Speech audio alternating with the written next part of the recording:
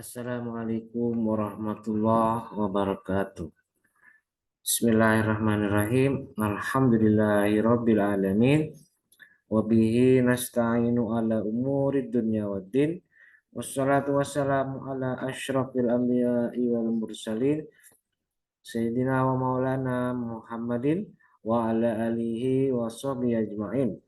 Rabbi syrah li sadri wa yassir li amri wahlul 'uqdatam min lisani yafqahu qawli amma ba'du. Baik, perkuliahan kita pada hari ini kita buka bersama-sama dengan membaca lafaz basmalah. Bismillahirrahmanirrahim.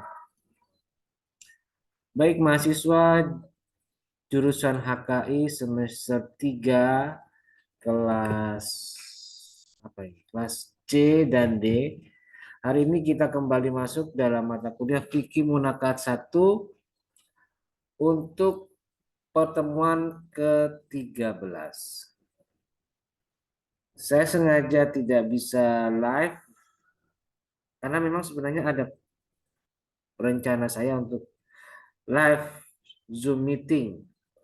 Tapi berkaca pada pengalaman kemarin hari Senin, saya sudah sharing itu passcode Zoom meetingnya dan saya sudah live, ternyata terkendala oleh sinyal sehingga akhirnya yang tadinya lancar di awal-awal perkuliahan online, begitu masuk ke pertengahan tiba-tiba terkendala gangguan, hanya putus, masuk lagi, putus lagi, masuk lagi, putus lagi, berkali-kali itu terjadi di kelas online Zoom meeting saya hari Senin kemarin. Akhirnya sudah saya putuskan enggak usah live dulu, bikin kesel. Ya, akhirnya ya ini juga termasuk kelas HKI C dan D. Akhirnya sudahlah saya putuskan tidak live dan rencana mau saya bagi pas kode dari Zoom meetingnya saya batalkan. Dan terpaksa saya hanya bisa mengirimkan video ini untuk kuliah pertemuan 13 hari ini. Gak apa-apa, yang penting kita tetap kuliah, kita tetap memenuhi kewajiban kita dalam kampus kita ini. Oke, baik. Hari ini kita masuk ke pertemuan 13 dengan materi tentang hulu. Ya, hulu. Dan tidak ada tugas hari ini ya. Semua sudah selesai. Tugasnya hanya yang terakhir kemarin itu. Tugas menerjemahkan materi talak. Dan nanti baru dikumpulkan tanggal berapa? 13 ya. Ya, 13. Tanggal 13. Oke, baik, saya share modulnya. Oh, ini dia. Oke. Sudah kelihatan ya? Ya. Ini hulu. Bahan kajiannya ada 3. Pertama, pengertian hulu. Kedua, hukum hulu. Dan ketiga, hulu dalam konstelasi hukum positif di Indonesia. Oke, kita masuk ke pengertiannya dulu. Pengertian hulu. Secara bahasa, hulu itu melepaskan atau menghilangkan. Ikhtalak tuh saya lepaskan, saya hilangkan. Itu secara bahasa, secara lugawi, secara lugatan. Sedangkan secara istilah, para mazhab berpandangan tersendiri memahami apa itu khulu. Mazhab Hanafiyah menyatakan bahwa khulu adalah penghilangan kepemilikan ikatan pernikahan yang bergantung kepada penerimaan istri dengan menggunakan lafaz khulu dan kalimat lain yang memiliki makna yang sama. Semuanya saya kutip dari Wahbah Zuhaili, Al-Fiqhul Islami wa Adillatuhu, juz 7. Sedangkan mazhab Malikiyah berpandangan bahwa khulu itu adalah talak dengan iwat. Talak dengan menggunakan iwat. Apa iwat? Tebusan, ganti rugi, atau kompensasi. Baik talak itu berasal dari istri maupun dari orang lain selain istri seperti wali dan lain-lain dengan menggunakan lafaz khulu. Itu mazhab Malikiyah. Sedangkan Syafi'iyah menyatakan bahwa khulu adalah perpisahan antara suami istri dengan menggunakan iwat atau tebusan atau kompensasi atau ganti rugi dengan lafaz talak atau khulu. Sedangkan mazhab Hanabila mengatakan bahwa khulu adalah perpisahan suami dengan istrinya dengan iwat yang diambil dari istri atau dari orang selain istri dengan menggunakan lafaz khusus. Jadi intinya secara istilah khulu adalah talak yang diambil atau perpisahan antara suami dengan istri dengan menggunakan membayarnya istri kepada suami berupa iwat atau tebusan. Jadi suami menerima iwat, menerima tebusan dari istri sebagai penerimaan suami atas tertalaknya istri. Jadi ada unsur tebusannya, ada unsur iwatnya. Dan lafaz yang digunakan menggunakan lafaz khulu, bukan lafaz talak. Itu pengertiannya. Sedangkan lafaznya bagaimana?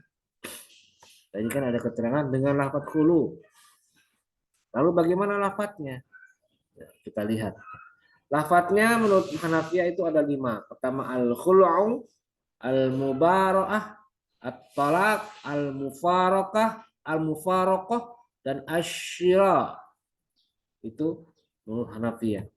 Sedangkan Malikiyah khulu itu ada 4. Lafaz khulu itu ada 4. Pertama al-khulu'u, al-mubara'ah, al-sulhu, al-fidyah, dan al-mufadah, tebusan.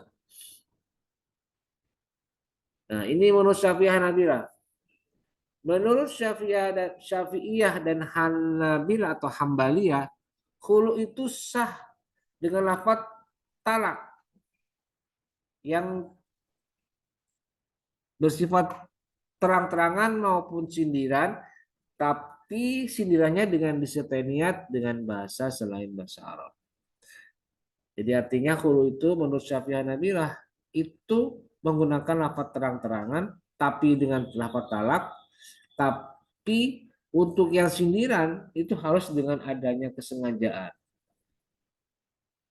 Harus dengan niat. Niat apa? Niat talak, niat berpisah, niat mengakhiri perkawinan. Sedangkan lafaz khulu yang bersifat terang-terangan menurut Syafi'iyah dan menurut Syafi'iyah itu lafaz khulu atau al-mufadah. Itu lafaznya. Tebusan. Saya bayar, istrinya mengatakan, saya bayar uang sekian sebagai tebusan bahwa saya akan mengakhiri pernikahan saya dengan kamu.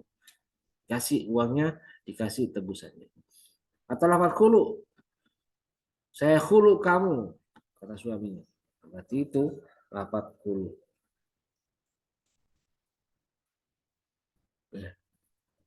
Berikutnya itu tadi lafaz ya sudah jelas. Berikutnya rukun khulu. Apa itu rukun khulu? Rukun khulu menurut jumhur ilal Hanafiyah, selain Hanafiyah itu ada 5. Pertama adalah qabil. Siapa ini? Ya, orang yang membayar iwat. Siapa? Perempuan, istri berarti. Qabil. Yang kedua al-mujib. Siapa? Orang yang menerima iwat, menerima tebusan. Siapa? Suami atau walinya atau wakilnya. Al-mujib orang yang menjawab qabilnya tadi. Yang ketiga iwat. Apa? Sesuatu yang dijadikan sebagai hulu atau tebusannya. Dan yang keempat al-mu'awwad atau barang yang diiwatkan. Apa itu? Ya hak mencumbuhi atau kemaluan istri. Dan yang kelima adalah sirat atau ucapan khulu. Ikhtala tuki, ya. Saya talak, saya khulu kamu. Nah, itu tadi rukun khulu. Sedangkan syarat khulu, kita lihat ada beberapa syarat khulu. Yang pertama adalah ahliyatuz zauji liiqa'it talaqi, yaitu kemampuan suami untuk menjatuhkan talak. Artinya bagaimana? Ya tetap saja meskipun ini khulu bersumber dari tebusan yang dibayarkan istri kepada suami, tetap saja talak menjadi hal yang harus diperhatikan dalam persyaratan-persyaratan khulu. Misalnya suaminya tidak mampu untuk mengucapkan talak. Kenapa? Misalnya karena dia masih kecil, maka tidak bisa si suaminya itu menjatuhkan khulu juga. Kenapa? Suaminya juga tidak bisa mengucapkan talak. Jadi harus harus di apa namanya? Harus dibatalkan. Atau misalnya orang gila, orang idiot atau sakit sudah berumur misalnya, sudah sepuh, itu juga termasuk bagian dari syarat ini. Jadi syarat pertama harus mampu menjatuhkan talak bagi suami. Yang kedua adalah istri adalah objek hulu dan perempuan yang memiliki posisi yang sama dengannya. Artinya ya perempuan sebenarnya memang apa itu adalah orang yang punya inisiatif untuk mengambil hulu atau mengambil inisiatif hulu. Tetapi bagaimanapun juga disyaratkan bagi seorang perempuan itu harus menjadi objek dari hulu. Jadi tetap saja subjeknya adalah laki-laki.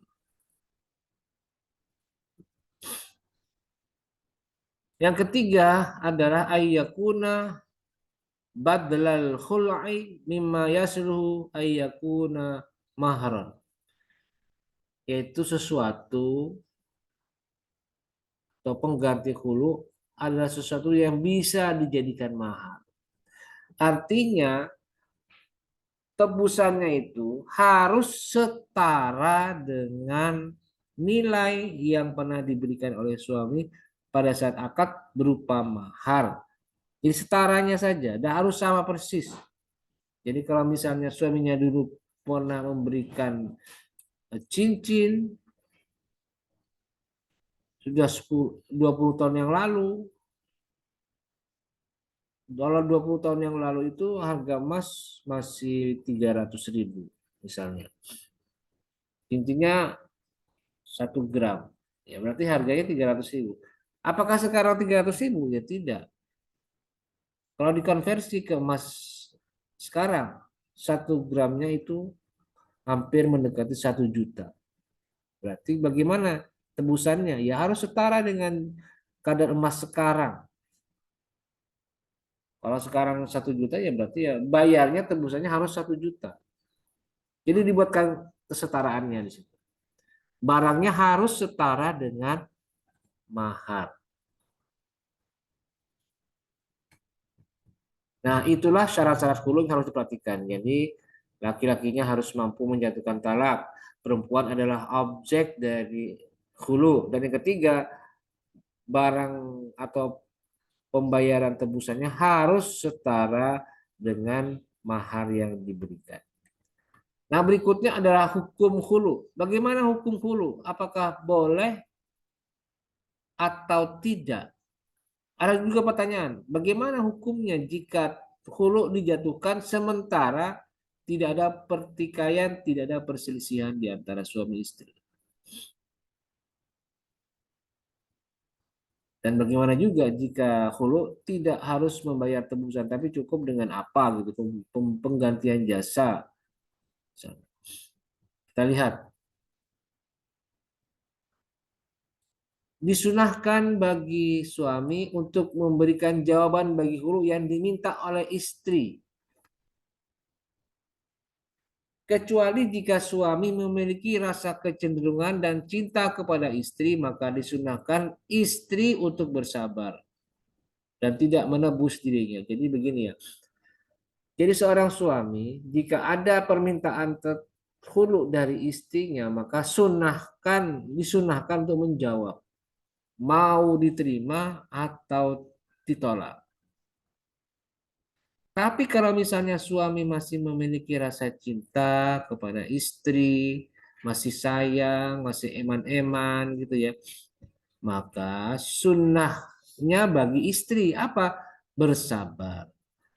Ya jangan emosi, jangan gelagapan, jangan terbawa nafsu untuk mengakhiri pernikahan hanya gara-gara hal yang mungkin kelihatan sepele, hal yang mungkin kelihatan masih bisa dikendalikan.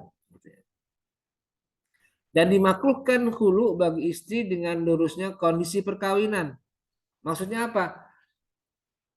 Ya kalau misalnya istri ujuk-ujuk tiba-tiba meminta cerai dengan hulu dan dia mau menebus pernikahannya hanya karena tidak ada masalah.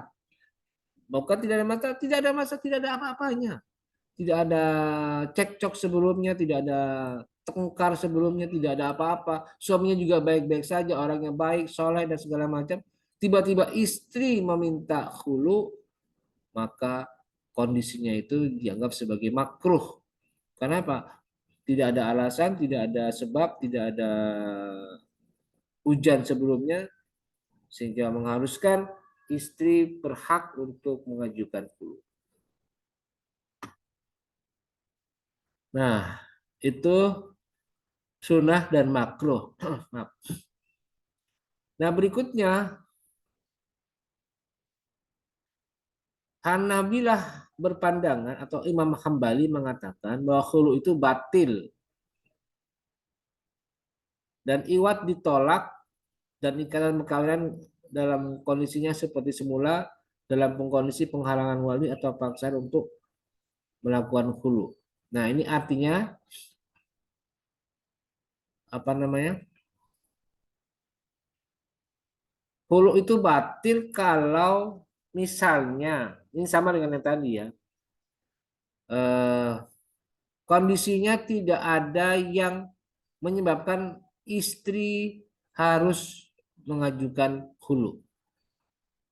Misalnya kondisi rumah tangganya yang buruk atau mungkin apa namanya walinya mendorong untuk melakukan hulu dengan dipaksa misalnya, itu juga tidak benar dan dianggap bahwa hulunya batal dan iwaknya harusnya ditolak kalau ada kondisi seperti itu. Jadi seperti itu. Hukum hulu menurut Hambali batal. Sedangkan menurut mazhab Syafi'iyah, kita lihat di bagian paling bawah, bahwa hulu itu boleh dilakukan, boleh ya. Tujuannya untuk menghilangkan keburukan yang biasa dialami oleh istri. Dibolehkan, mubah, boleh. Kalau misalnya istrinya setiap hari menerima kenyataan suaminya tidak bisa menafkahi. Dan satu lagi suaminya suka melakukan tindak kekerasan. Ya sudah, berarti kondisinya tidak ideal. Maka si istri mubah untuk mengajukan hulu. Tapi Syafi'iyah berpandangan bahwa hulu itu sifatnya makruh. Makruh ya. Kenapa? Karena hulu pada dasarnya mengandung makna memutuskan perkawinan. Dan ini seperti setuju dan sependapat dengan hadis Nabi bahwa perpisahan adalah sesuatu yang dibolehkan tapi hanya Allah benci. Ya Allah tidak melarang, cuma Allah benci saja. Allah tidak suka, Allah tidak ridho, Allah tidak rela. Nah, sedangkan mazhab Maliki mensyaratkan hulu itu terjadi dengan kehendak dan keinginan si istri untuk berpisah karena ada tindakan buruk dari suami.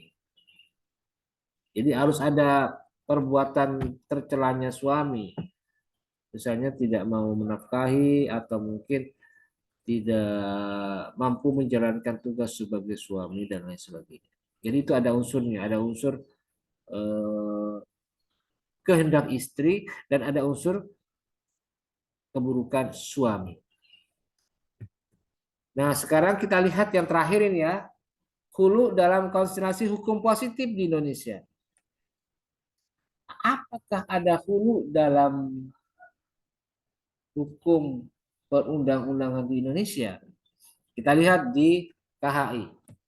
Di KHI itu ada di pasal 1 huruf I menyatakan hulu adalah perceraian yang terjadi atas permintaan istri dengan memberikan tebusan atau iwat kepada dan atas persetujuan suaminya. Jadi memang ada istilah hulu. Walaupun pada kenyataannya di pengadilan agama yang banyak bukan hulu, tapi justru cerai gugat. Cerai gugat.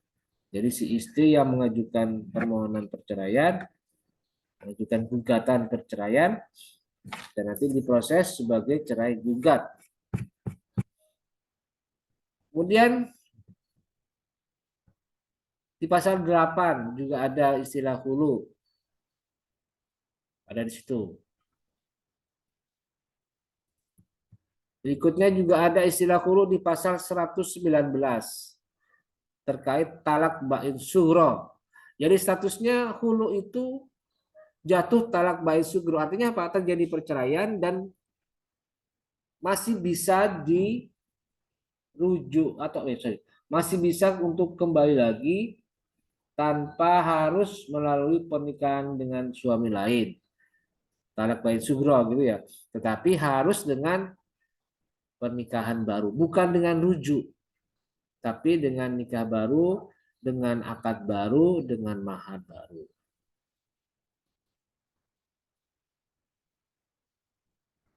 Nah, sekarang kita lihat di pasal 148. Di situ ada proses atau tahapan ketika istri mengajukan gugatan hulu ke pengadilan agama. Ini tahapannya, ini prosesnya.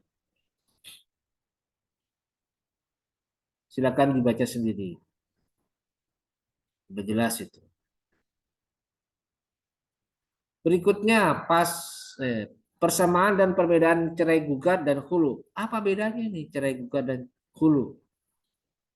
Apa itu cerai gugat? Kita lihat. Cerai gugat adalah gugatan yang diajukan oleh suami atau istri atau kuasanya ke pengadilan agama setempat.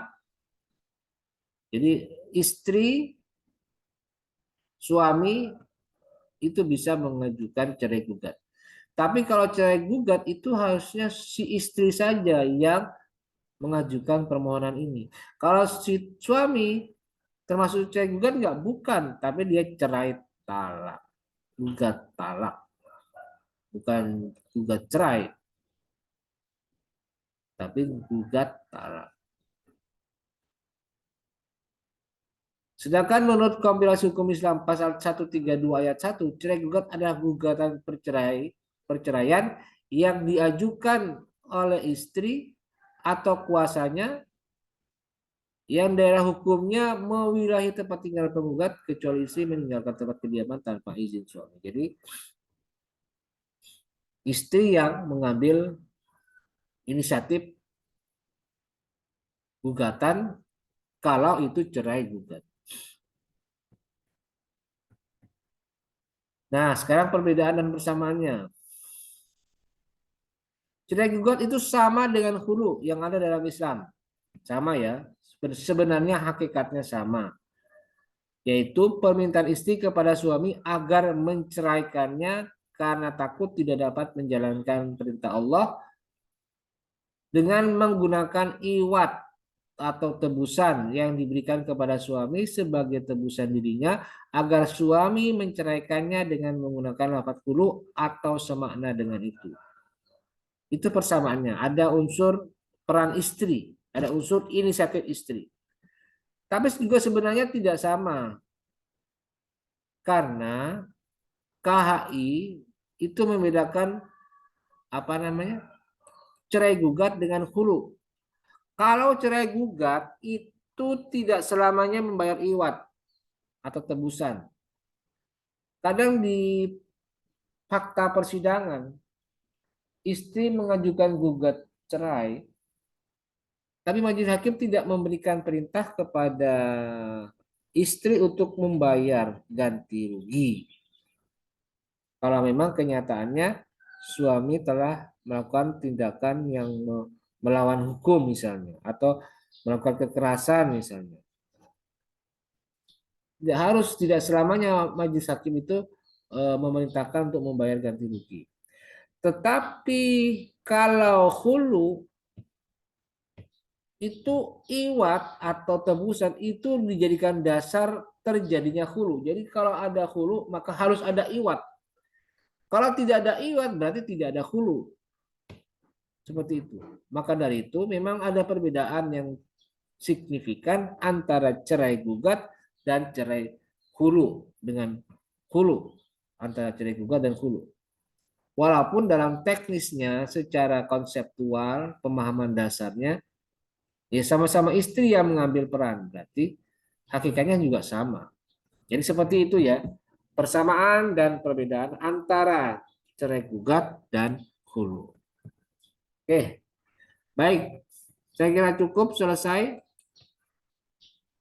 Itulah pembahasan saya mengenai materi hulu kali ini. Jika misalnya kalian ada yang ingin mengajukan pertanyaan, bisa kalian layangkan pertanyaannya atau tulis melalui kolom komentar yang ada di baik di channel YouTube saya ataupun yang ada di Google Classroom. Saya kira itu. Terima kasih. Semoga bermanfaat dan mari kita tutup dengan bersama-sama membaca lafaz hamdalah. Alhamdulillahirabbil alamin. Terima kasih. Wallahul muwaffiq ila aqwamit thoriq. Wassalamualaikum warahmatullahi wabarakatuh.